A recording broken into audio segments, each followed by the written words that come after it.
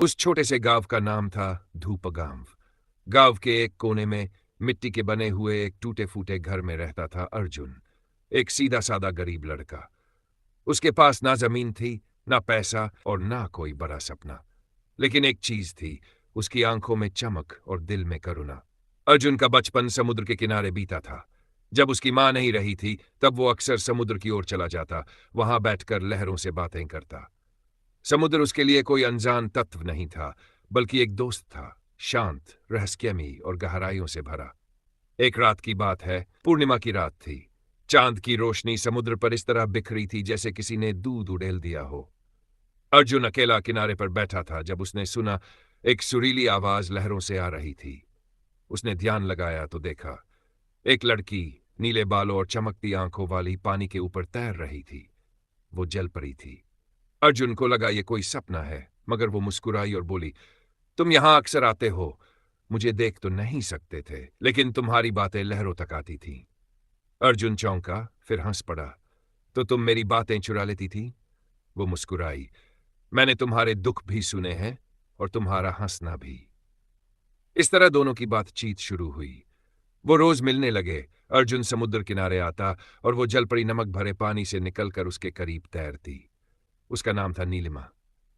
नीलिमा ने अर्जुन को समुद्र की दुनिया के बारे में बताया कि वहां भी समाज है, नियम है और बंदिशें भी हैं। लेकिन अर्जुन ने कभी सवाल नहीं पूछा। वो बस हर रोज उसे देखता और वो उसे। अर्जुन की जिंदगी बदल गई थी। अब वो लकड़ियां काटते हुए गुनगुनाने लगा था, मछलियों को वापस समुद्र में छोड़ देता और लोगों की मदद करता, क्योंकि अब उसके पास जीने की वजह थी। एक दिन नीलिमा नहीं आई। अर्जुन ने कई दिन उसका इंतजार किया, हर रात किनारे पर जाकर चांद की रोशनी में बैठा रहता, लेकिन वो नहीं आई। एक हफ्ते बाद वो वापस आई, थकी हुई, डरी हुई। अर्जुन, उसने कहा, समुद्र की रानी को हमारे बारे में पता चल गया है। वो मुझे इंसान से प्यार करने की सजा दे रही है।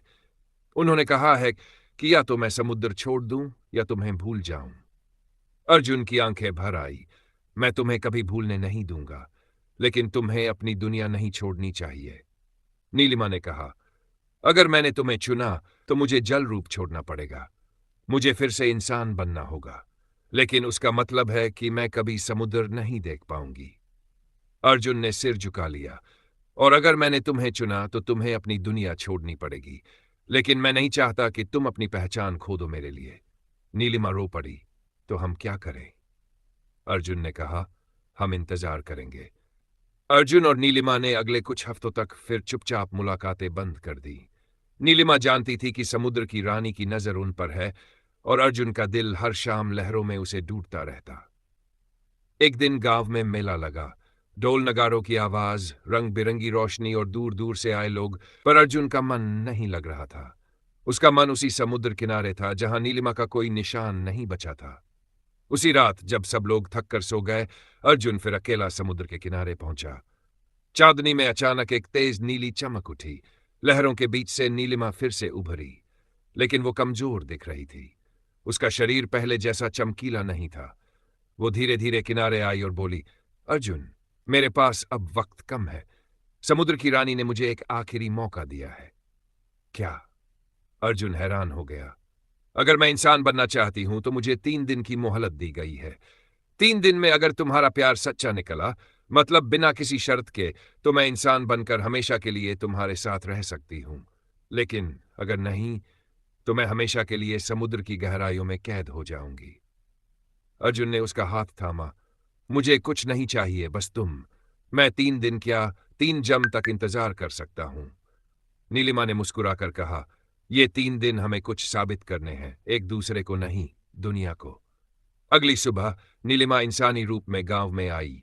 उसका नाम किसी को नहीं पता था, लेकिन उसकी खूबसूरती से सब हैरान थे। उसने एक सफेद साड़ी पहनी थी और आंखों में समुद्र सी गहराई।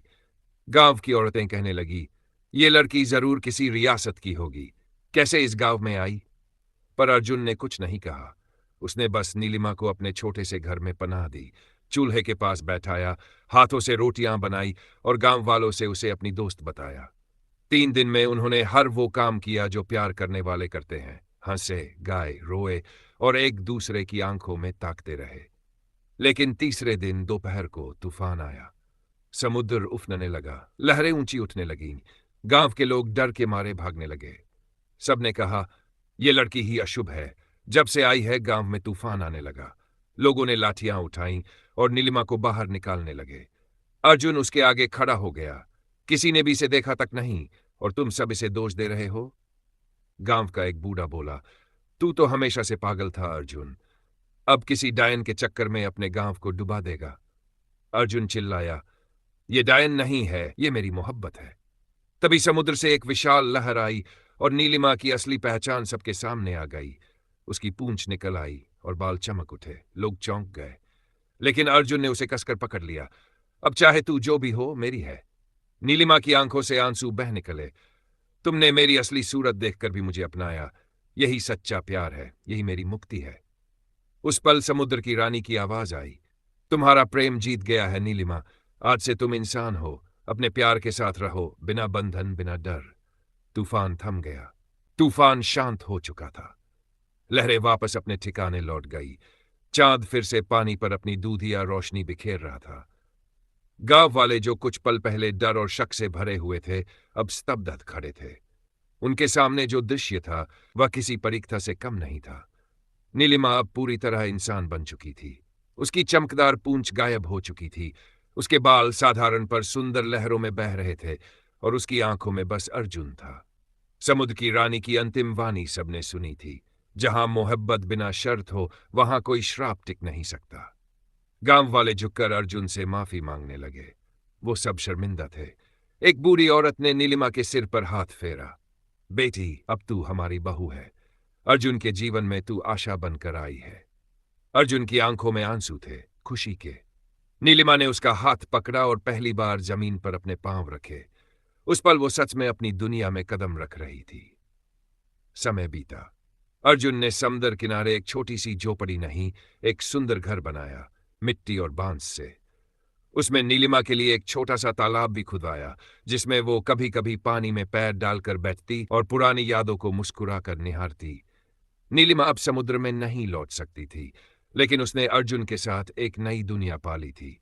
गांव के लोग अब उस समुद्र को नीलिमा सागर कहने लगे थे। वो जगह अब श्रद्धा का स्थल बन गई थी, जहां लोग आकर प्रेम की मूरत को नमन करते थे। अर्जुन अब गांव का सबसे गरीब नहीं रहा, वो सबसे अमीर था, क्योंकि उसके पास एक ऐसी पत्नी थी जो समुद्र छोड़कर उसके लिए आई थी। उनकी जिंदगी आसान नहीं थी। बारिश में छत टपकती थी, खाने के लिए कभी कभी सिर्फ नमक और रोटी होती थी। लेकिन हर रात जब नीलिमा अपने सिर को अर्जुन की गोद में रखकर पूछती, अगर मैं दोबारा जलपरी बन जाऊं तो क्या फिर भी मुझसे प्यार करोगे? अर्जुन मुस्कुराकर कहता, तू फिर से लहर बन जा, मैं फिर से किनारा बन जाऊंगा। तू बहती रहना, मैं हर बार तुझे थाम लूंगा। इस कहानी ने साबित कर दिया कि सच्चा प्रेम न तो जाति देखता है, न रंग, न रूप, न अमीरी गरीबी, और न ही यह कि कोई इंसान है या जल परी। सच्चा प्यार सिर्फ दिल देखता है, और जब वो मिलते हैं तो सागर भी झुक जाता है। अगर आप